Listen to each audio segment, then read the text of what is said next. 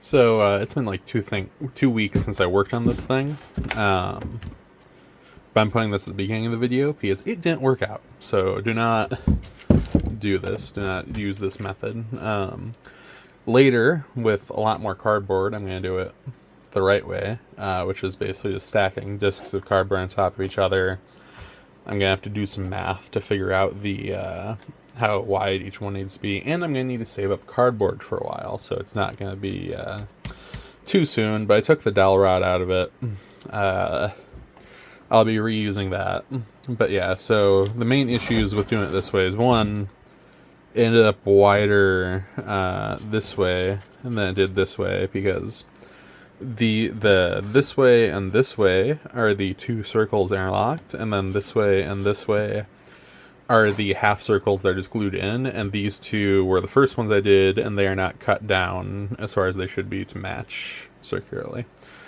But yeah, even like if I had done the method where I blow into the hole at either end to puff the paper out while it was still wet, and then leave that side downward, so that way it should stay at least partially pushed outward. It just didn't. It all just ended up all concave like this. I'm not going to be able to turn this into a globe. I do plan on reusing it for, something else, because I kind of had an idea with the way it looked. Just, chop off the ends and make either like a weird concave jack-o'-lantern, or put some. I have some red LED strips left over from a project that I didn't finish a long time ago, but I've got a ton of spare ones. It came in like a pack of a dozen, and I only needed one or two. So I could like hollow out the cardboard bits and run those along the inside. Paint the outside, red with some stripes and make it look like one of those lanterns.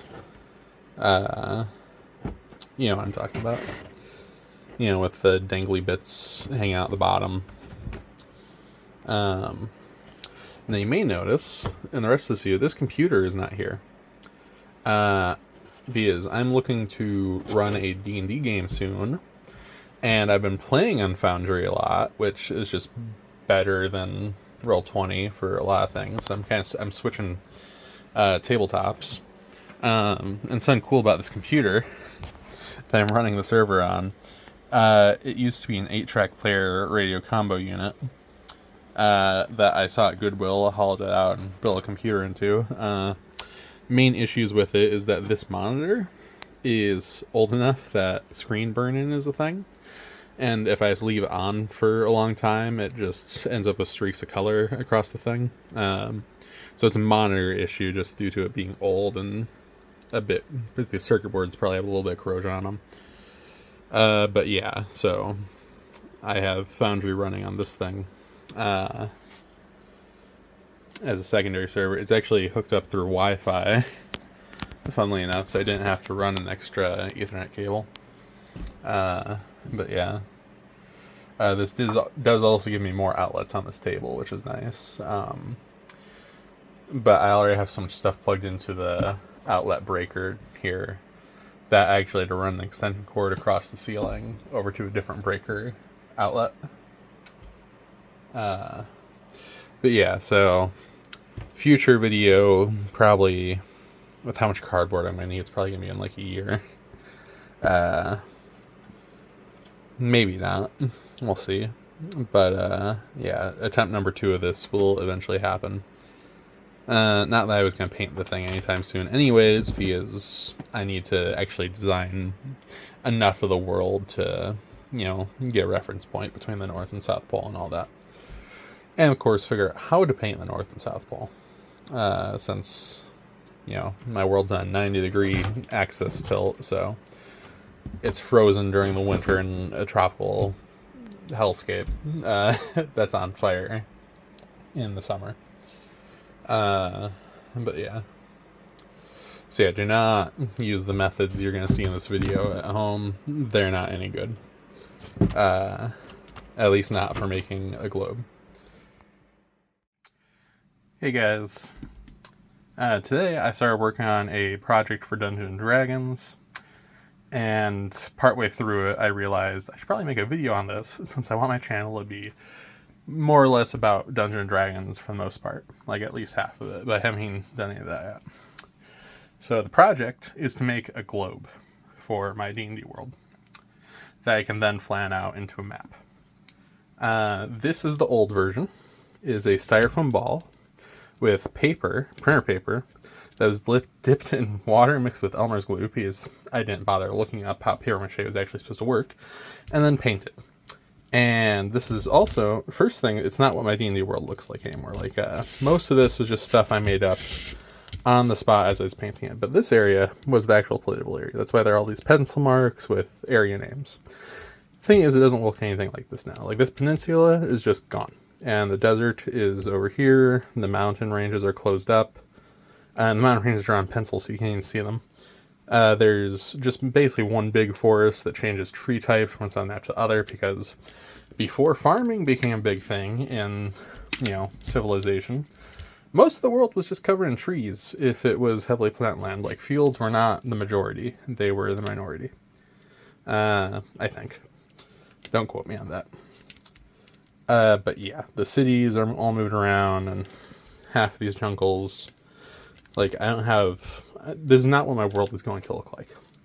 Another issue with it is down here at the South Pole, I stuck a pencil in it, which you can see here. Made a little stand out of cardboard and more of the paper. And, it was going fine, except for one issue.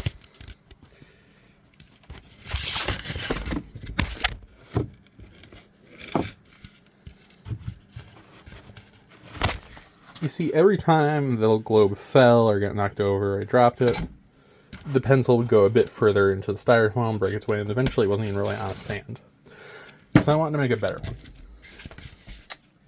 And I'm going to leave it mostly blank until, I decide to expand the world out a bit, because I don't know what the entire planet of my world looks like. But this is the basis.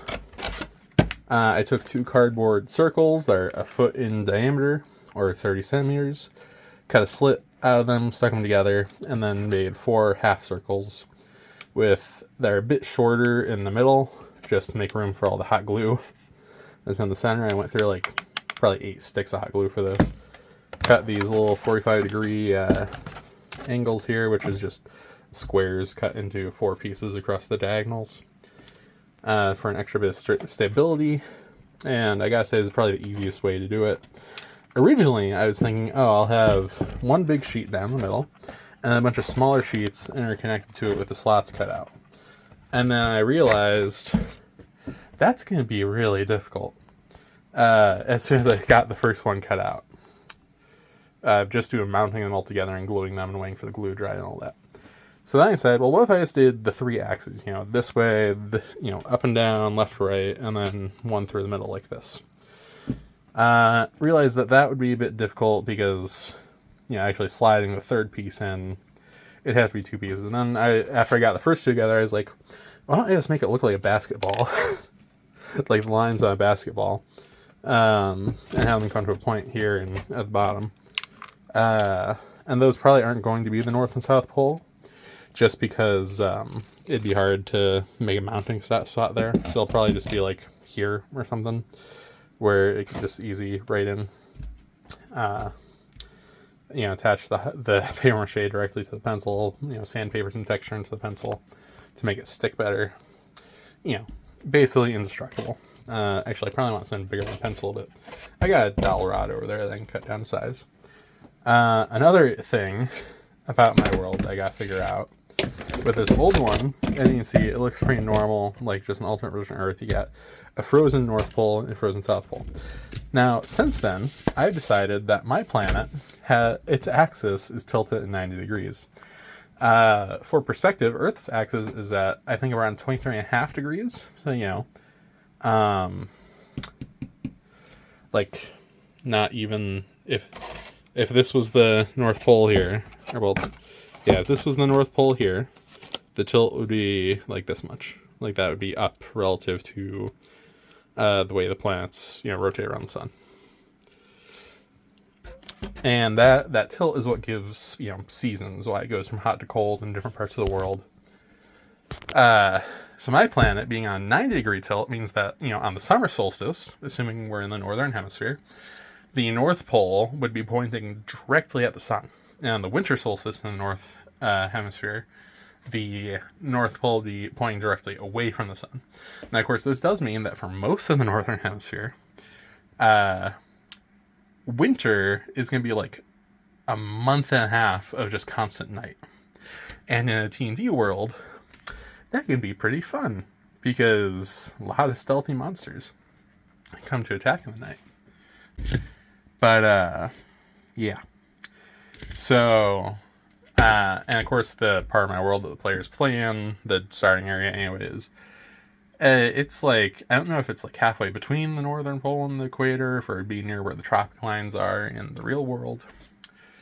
But it's somewhere where spring is completely average.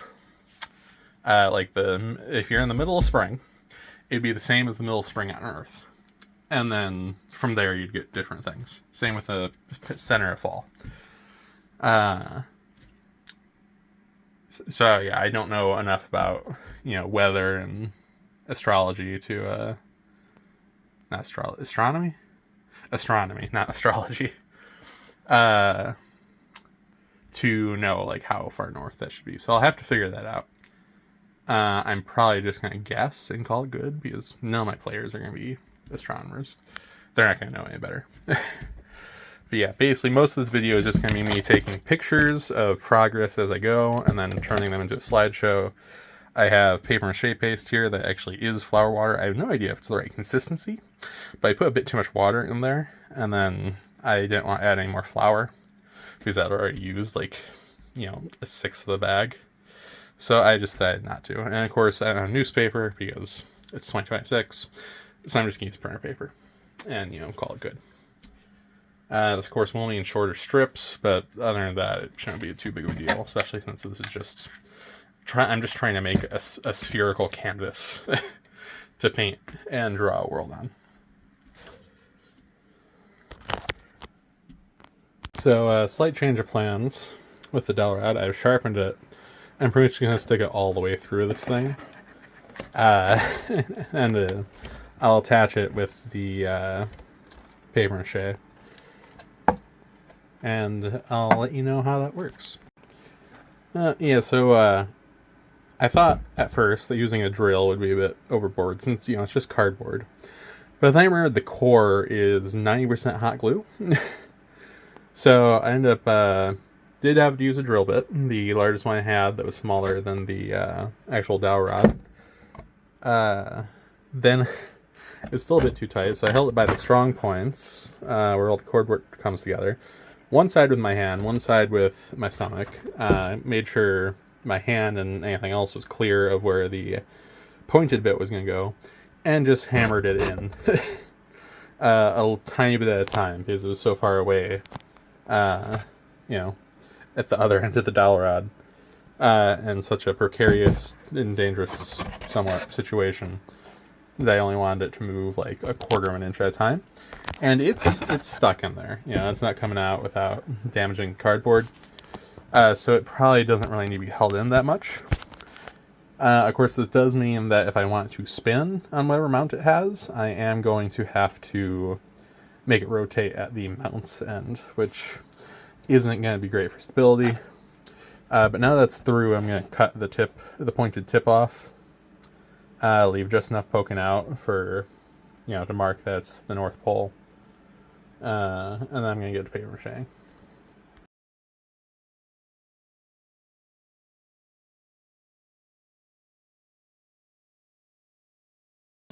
I am pretty much just crossing the gaps every other side at a time.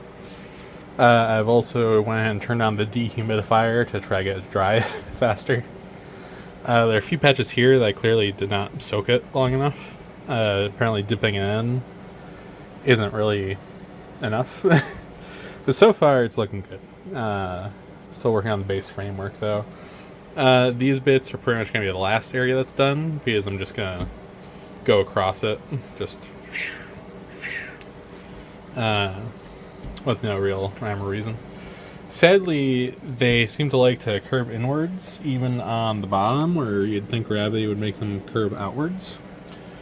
So it's either going to be a not super circular globe, or I'm going to have to fill it in with a lot of paper. Okay, I got 3 of the sides done. Started on a 4th that was in between the 2 because doing the one with the dowel rod sticking over a foot out is going to be difficult. Make sure you have paper towels when you do this, by the way. To clean your hands off if you need to like check a notification on your phone or, you know, drink some water. You don't want to get this paste all over your cup. I had to stop and take a break. One, because my upper back was hurting. This table is probably like an inch too low for me. But also, it wasn't really adhering super well anymore. Like, it's adhering. It's just like all flimsy and floppy and way looser on the other sides because, well, it is looser. Because it's adhering to still wet paper mache, instead of, the cardboard, which cardboard is just industrial strength paper. So it's kind of like slipping and sliding. I can't get it to stay like that. So I'm going to let it dry a bit and then come back to it later.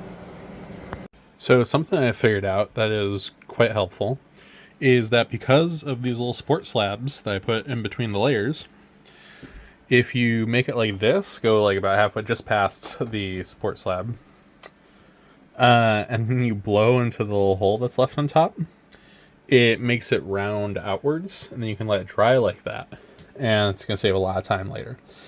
I did not do it properly with the first 3, so they're still concave instead of convex. But like if I push this in a little, just blow in there and pushes back out while it's still wet. We'll let it dry like that. Just double check this top one. It'll be nice and outward curving, at least on the top. I did the bottom half of it earlier. So something to note is that once you get to the in-between layers, you have to use longer strips, and you have to do like 2 layers of paper at once, at least with current paper. Like the first ones, because it was cleaned directly on the cardboard at like a 90-degree angle, to wrap around each side, it was fine just doing 1 layer, barely overlapping, which I wouldn't recommend doing that just for stability. But you definitely, once you're bridging gaps between 2 previous layers, you want, like the strips, these are full length paper strips, so like 11 inches, going all the way across each one to overlap on the previous layers. Some of the ones near the top are hitting, 4 different segments of the planet.